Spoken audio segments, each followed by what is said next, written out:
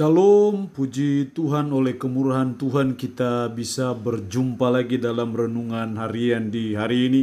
Saya percaya kita semua ada dalam berkat dan pertolongan Tuhan. Saya percaya kita tetap semangat, tetap sukacita dalam menjalani hidup betapapun beratnya kehidupan ini. Mengawalinya mari kita berdoa. Puji dan syukur hari ini kami naikkan kepadamu ya Allah, karena Engkau berikan kami waktu dan kesempatan yang luar biasa untuk kami kembali akan mendengarkan nasihat-Mu melalui firman-Mu.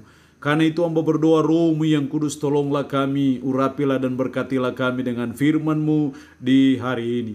Dalam nama Tuhan Yesus Kristus kami berdoa. Amin.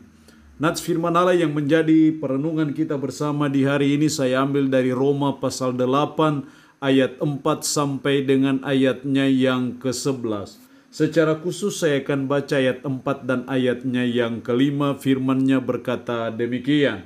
Supaya tuntutan hukum Taurat digenapi di dalam kita, yang tidak hidup menurut daging tetapi menurut roh.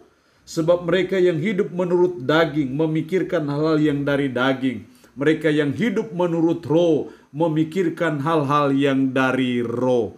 Demikian kebenaran firman Allah hari ini yang intinya mengajar kita hidup menurut pimpinan roh. Sangat penting dalam hidup kita sebagai umat, sebagai orang percaya, untuk kita hidup menurut pimpinan roh. Untuk saudara dan saya dipimpin, dikuasai dan dikendalikan oleh Roh Kudus yang adalah penolong hidup kita. Karena hanya hidup menurut pimpinan roh sajalah kita bisa menjalani suatu kehidupan yang baik dan yang benar di mata Tuhan. Jelas sekali dalam ayatnya yang keempat, supaya tuntutan hukum Taurat digenapi di dalam kita, yang tidak hidup menurut daging tetapi menurut roh. Juga diulang dalam ayat 5, sebab mereka yang hidup menurut daging memikirkan hal-hal yang dari daging. Mereka yang hidup menurut roh. Diulang-ulang dalam ayat ini suatu anak kalimat hidup menurut roh. Itu artinya bahwa menjadi kerinduan Tuhan, menjadi kemauan Tuhan bagi saudara dan saya sebagai anak-anaknya, supaya kita hidup menurut pimpinan roh. Lalu bagaimana cara hidup orang yang dalam pimpinan roh? Bagaimanakah pola hidup mereka yang hidup menurut pimpinan roh? Setidaknya ada dua. Dalam ayatnya yang ke-6, karena keinginan daging adalah maut, tetapi keinginan roh adalah hidup dan damai sejahtera. Kalau kita hidup menurut daging itu mendatangkan maut. Tapi kalau kita hidup menurut keinginan roh, itu hidup dan damai sejahtera. Artinya bahwa kalau kita hidup menurut pimpinan roh, maka yang pertama kita hidup dalam damai sejahtera. Itu berarti bahwa orang yang hidup menurut pimpinan roh tidak boleh membenci, tidak boleh dendam, tidak boleh iri satu dengan yang lain.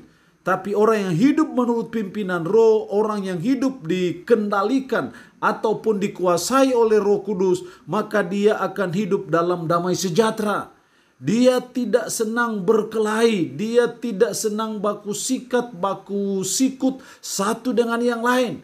Dia selalu berusaha untuk hidup dalam damai sejahtera antara satu dengan yang lain. Ketika dia dalam keluarga, dia berusaha hidup dalam damai sejahtera. Ketika dia ada dalam suatu ikatan keluarga ataupun kerukunan, selalu berusaha hidup dalam damai sejahtera. Ketika dia ada dalam komunitas, bermasyarakat, bertetangga, dia selalu mau hidup dalam damai sejahtera. Dimanapun dia bekerja, dimanapun dia bertugas, dimanapun dia melaksanakan tanggung jawab, orang yang hidup menurut pimpinan roh selalu hidup dalam damai sejahtera. Jadi orang yang tidak hidup dalam damai sejahtera, orang yang senang hidup dalam perselisihan, dalam benci satu dengan yang lain, itu hidup menurut kedagingan.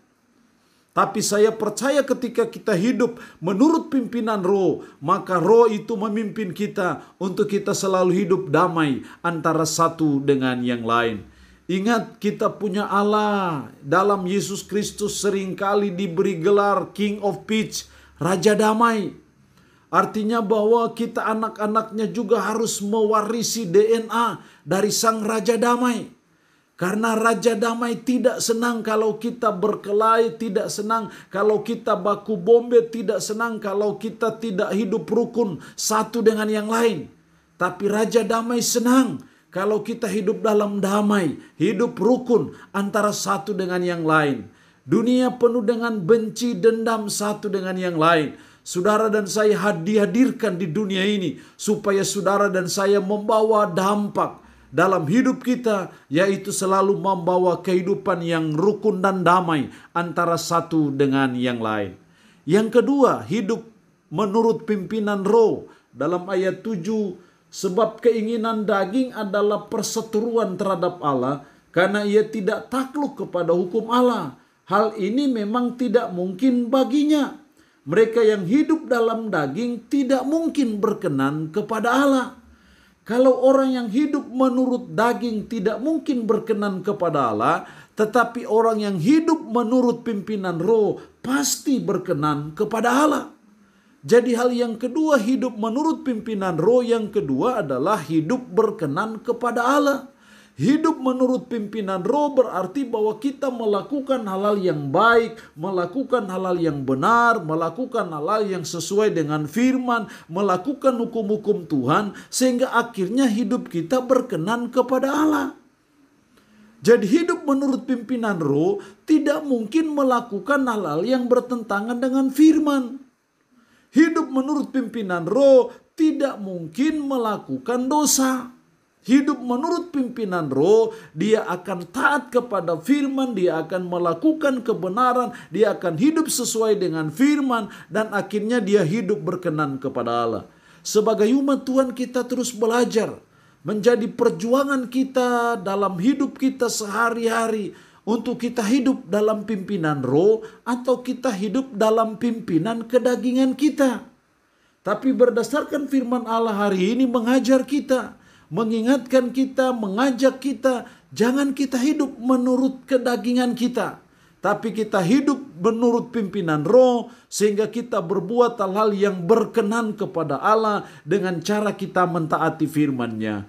Mari kita terus belajar supaya hidup kita senantiasa berkenan kepada Allah dalam seluruh hidup kita, dalam seluruh aspek hidup kita. Kita berkenan kepada Allah, dan saya percaya berkat Tuhan terus menjadi bagian hidup kita, orang yang berkenan kepada Allah. Allah yang punya firman ini memberkati kita dengan firman-Nya di hari ini. Amin. Mari kita berdoa. Puji syukur untuk kebenaran firman-Mu hari ini yang mengajar kami, menasihati kami supaya kami hidup menurut pimpinan roh. Dengan cara kami hidup dalam damai sejahtera, kami hidup berkenan kepada Allah. Tanamkanlah, meteraikanlah firman dalam hati dan pikiran kami, dan sanggupkan kami untuk bisa memperlakukannya dalam kehidupan kami sehari-hari. Hamba mohon berkat bagi umat-Mu yang mendengarkan renungan harian di hari ini. Hamba mohon umat-Mu yang sakit dalam nama Yesus, Tuhan lawat, Tuhan jamah, Tuhan beri kesembuhan dari sakit penyakit yang diderita. Terpuji-pujilah nama-Mu Tuhan. Dalam nama Tuhan Yesus Kristus kami berdoa. Amin. Shalom, sampai jumpa lagi dalam renungan harian edisi berikutnya.